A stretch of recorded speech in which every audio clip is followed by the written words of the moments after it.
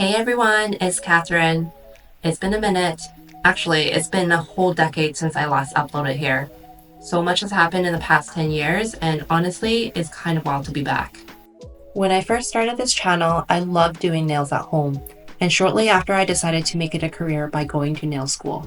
Now that I've been working as a pro nail tech for a decade and a nail instructor for almost 4 years, I wanted to create one of my most popular videos with the techniques I've learned over the years. Let's get to it.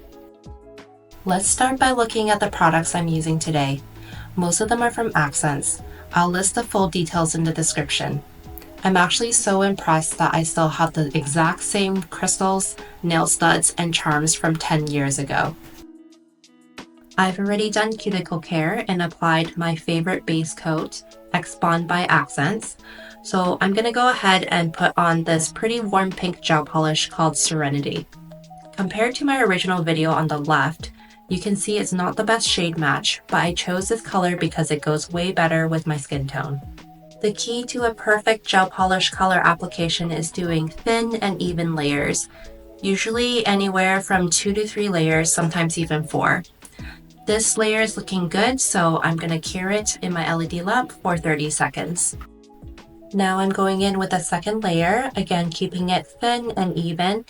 This polish has a cream finish and should look completely opaque.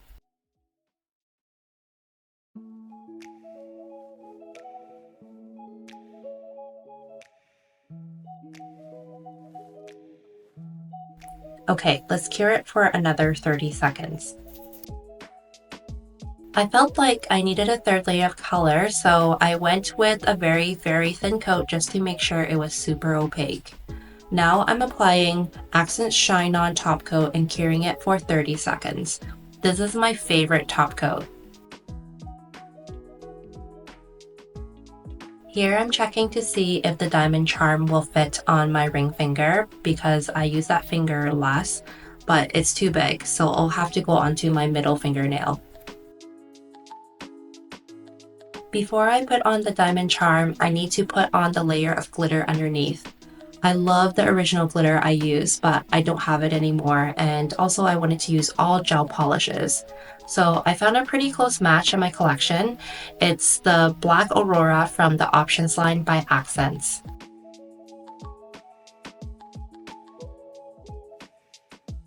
The original polish had some white speckles too, so I decided to add in lace white, also from the options line by Akzentz, to make it look closer to the original design.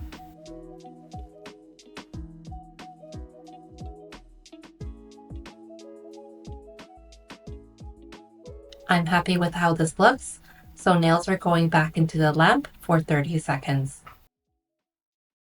So instead of using nail glue, I'm going to use this 3D art gel. I love how it comes in a tube because it makes application so much easier. This also holds onto crystals and charms very well. I'm going to squeeze out a dot of the 3D gel onto the middle of my nail.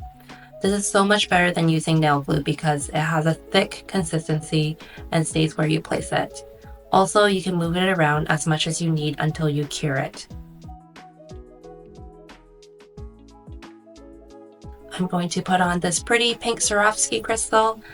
I'm going to push it in place with an orange wood stick. The 3D gel is squishing up the sides, which is good because it will hold the crystal in place. I could probably skip this step because the diamond charm will hide it, but I'm going to put on some top coat anyway to try to hide the excess 3D gel.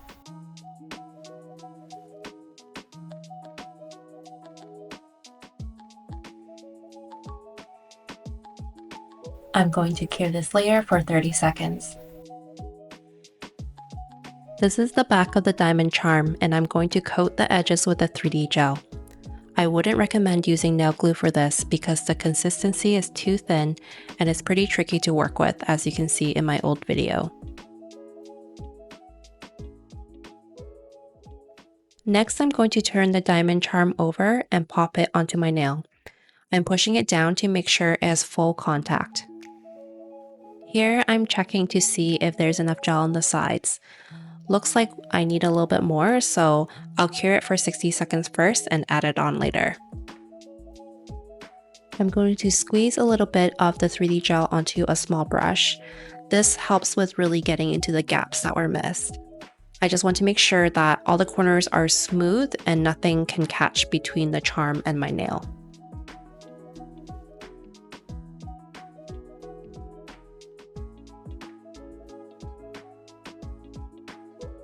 After I'm done, I'm going to cure this for 90 seconds, and while my hand is in the LED lamp, I'm going to rotate it to make sure that all the gel is properly cured. Finally, I'm going to seal everything in with some top coat.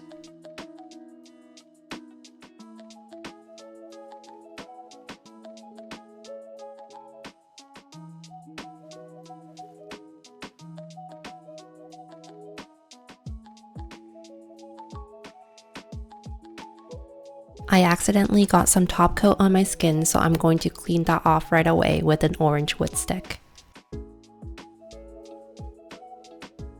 For spots that are hard to reach with the top coat brush, I'm going to use a smaller art brush so I don't miss any spots.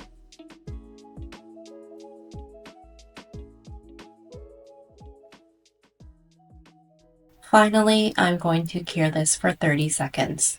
Now it's time to apply the gold studs. These are pretty flat, so I'm just going to put them on with a bit of top coat. How I do this is I use a dotting tool to put a dot of top coat on first, then I apply the studs. Using gel instead of nail glue is just so much easier. I wish I knew this 10 years ago. But back then, I was just a nail newbie, so I had to work with what I could get my hands on.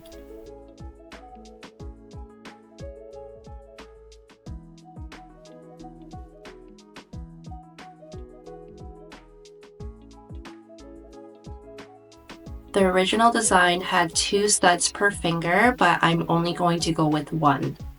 2 just feels too busy for me right now. Okay, studs are on, so let's cure for 30 seconds. Finally, I'm going to seal in the studs with a layer of top coat. I do put a little extra on the studs just to make sure it's well encapsulated. Once that's done, I'm curing my nails for the last time for 30 seconds.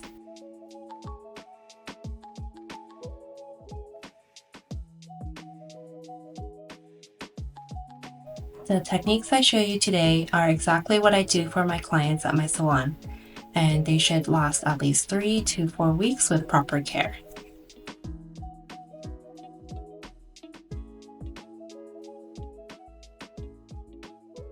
I think this design is still super cute, but I think I'm only going to keep it on for a week or so.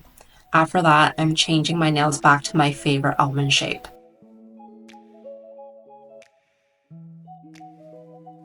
I just put on some cuticle oil to rehydrate my skin, and here's the final look. What do you think? It was super fun remaking this video with my updated techniques. I hope you enjoyed watching it, and please like and subscribe, and I'll see you in my next video.